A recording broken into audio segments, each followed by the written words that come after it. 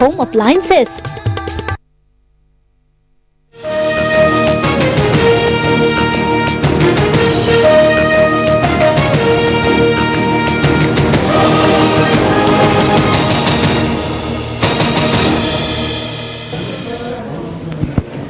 दिवसेंदिवस नवनवीन घोटाळे उघड होत आहेत. आता माथाडी कामगारांच्या घरांचा घोटाळा समोर आलाय.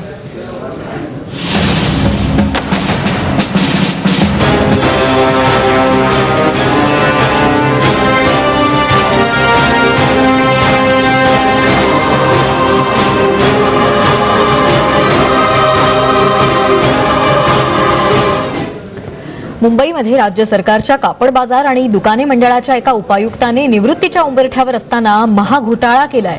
अवघ्या 20 दिवसात कांदिवली चारकोपच्या सह्याद्रीनगर वसाहतीमध्ये 300 घरांचं बेकायदा हस्तांतरण करण्यात आलं. यात लाखोंचा भ्रष्टाचार झाल्याचं स्पष्ट होतंय. कापड बाजार आणि दुकान मंडळ हातगाडी कामगारांच्या घरांसाठी राज्य सरकारनं 1978 मध्ये सह्याद्री नगरात 27 एकराचा भूखंड दिला होता. भूखंड देताना घरांचं हस्तांतरण आणि विक्री फक्त मंडळातील नोंदणीकृत कामगाराकडून मंडळातील दुसऱ्या कामगाराकडे किंवा कामगाराच्या मृत्यूनंतर वारसा हक्कानं पत्नी, मुलगा किंवा मुलगी या रक्ताच्या नात्यांमध्येच होऊ शकतं, अशी अट घालण्यात आली होती. 1993 पासून हस्तांतरणासाठी आलेल्या प्रकरणांना कामगार विभागानं स्थगितीही दिली होती. घराच्या हस्तांतरणाचा हा इतिहास माहीत असूनही YB निकम या तत्कालीन कामगार उपायुक्तानं निवृत्त होण्याच्या शेवटच्या महिन्यात 300 घरं हस्तांतरित करून दिली. ही घटना मे 2012 मध्ये घडली. सरकारी नियम धाब्यावर बसवून हस्तांतर करण्यात आलं. सह्याद्री नगरमधील रहिवासी संदीप पाटील यांनी माहितीच्या अधिकारात हा घोटाळा उघडकीस आणलाय. तक्रारीच्या प्रती मुख्य सचिव, कामगार मंत्री, कामगार सचिव आणि कामगार आयुक्तांनाही पाठवण्यात आल्या आहेत. सध्या हे YD निकम म्हणून जे चेअरमन होते त्यांनी 20 दिवसामध्ये 300 सदनिका हस्तांतरण केल्यावरती मी त्यांना विचारलं की बाबा या सदनिका हस्तांतर करणार तुम्हाला कोणत्या बेसवरती तुम्ही शासनाने कुठल्या पुराव्याआधारे किंवा परिपत्रकाआधारे तुम्ही सदनिका हस्तांतरित केल्या. त्या सदरची माहिती मागितली असता मला माहिती देईल असं उत्तर देण्यात आलं की हस्तांतरणासाठी कुठली प्रोसिजर नाही, शासनाचे कुठले इन्स्ट्रक्शन देण्यात आलेले नाही आहेत, कुठला पुरावा नाही यांच्याकडे.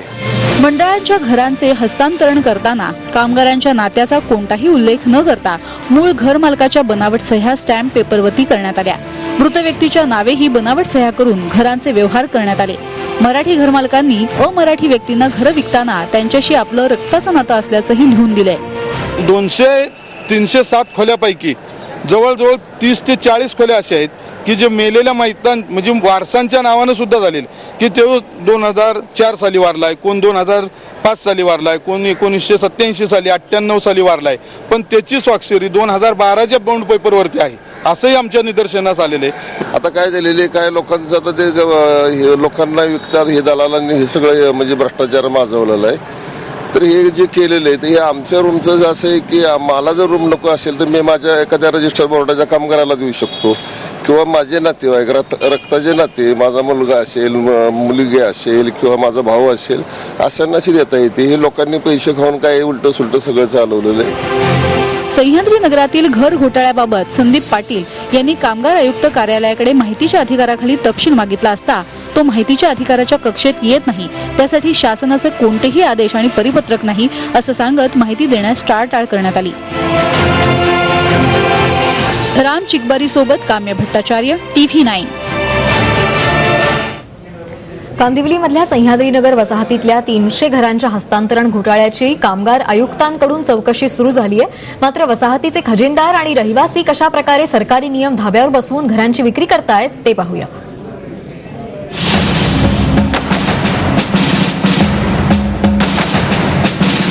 हा आहे कापड बाजार आणि दुकान मंडळ हातगाडी कामगारांच्या घरांसाठी राज्य सरकारनं दिलेल्या 27 एकरांचा भूखंड. आमची टीम इथं पोहोचली ती घर विकत घेण्यासाठी. आमचं आडनाव ऐकल्यावर त्यांनी हस्तांतरण करणं कठीण असल्याचं सांगितलं. मात्र जर रिस्क घेण्याची तयारी असेल तर नो प्रॉब्लेम. 24 फेब्रुवारीला घर विकत घेता येईल असं खुद्द वसाहतीचे खजिनदार सुरेश बोबडे यांनी सांगितलं. विशेष म्हणजे मागच्या 25 वर्षांपासून ते रिअल इस्टेटच्या व्यवसायात आहेत.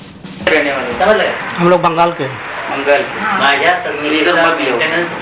प्रकाश आम्ही सोसाइटी का ट्रेजर भी हो आपको बोलता हूँ हम लोग लगा एजेंसी है वो क्या मी धंधा तो हम 25 साल से कर रहे हैं, लेकिन अभी 10 साल से मैं ट्रेजर हूँ पूरे करून माझ्या बनर्जी त्यांना पक्षी करण्याची सरनेम काय म्हणलं बनर्जी बैनर्जी नहीं बहुत मुश्किल है, अभी तो और मुश्किल हो गया।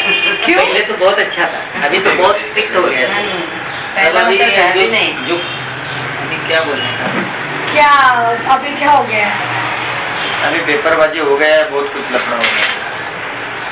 तो पेपर्स तो तैयार कर सकते ना कोर्ट से? वो कर सकता है, आपको रिस्क लेना है तो अगले वीक में आ जाइए, आपको रूम दिखा देगा, दे भी देगा। ऐकलत सोसायटीचे खजिनदार काय बोलतायत। आता जाऊया दुसऱ्या एजंटकडे। इथे असे खूप एजंट आहेत। पेपर तयार करण्यासाठी सोसायटीमध्ये वकील आहेत आणि 10,000 मध्ये पेपर तयार होईल असे एजंटनं सांगितलं। बंगाली असाल तर भाची किंवा मेहुणीच्या नावावर पेपर तयार होईल, मात्र बोर्डाच्या चेअरमनला पैसे द्यावे लागतील। या एजंट महाशयांचं कमिशन असेल 2%, तर 18 ते 25 लाखांमध्ये घर मिळेल। नाम पे नहीं होता है। ट्रांसफर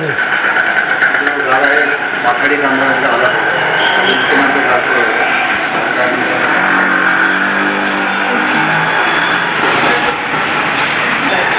जगह है खाली जो माथाडी कामगार है उनके लिए अलग किया है गवर्नमेंट ने, खाली उनके नाम पे ट्रांसफर होगा। बाद में कोई आदमी रहेगा उनके नाम पे ट्रांसफर, पेपर सब आपको हो जाएगा, लेकिन बाद में गवर्नमेंट का पॉलिसी आगे आ सकता है, कौन सा भी पॉलिसी आ सकता है। खाली टाइम टेंशन मिल जाएगा, पहले ही बोल देता है ऐसा कंडीशन है। तक पड़ेगा ये 3-4 टाइप का इधर रूम है।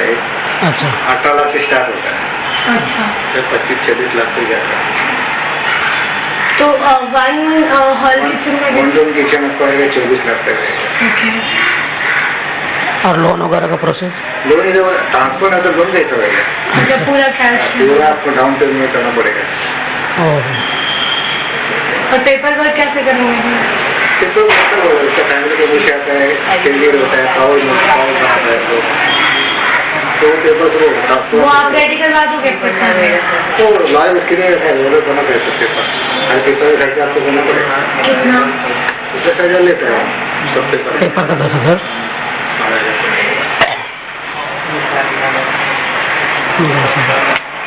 लोन का कोई चांसेस नहीं? लोन का कोई चांसेस नहीं? लोन नहीं होता है इससे, वापस ट्रांसफर नहीं लोन नहीं होता है, वो वैसे थोड़ी है। लेकिन घर हो जाएगा अगर वो कहीं से जुगाड़ करे पैसा, अगर मैं कहीं से जुगाड़ करता हूँ तो हो जाएगा। इसके लिए कितना टाइम दे सकते हैं आप?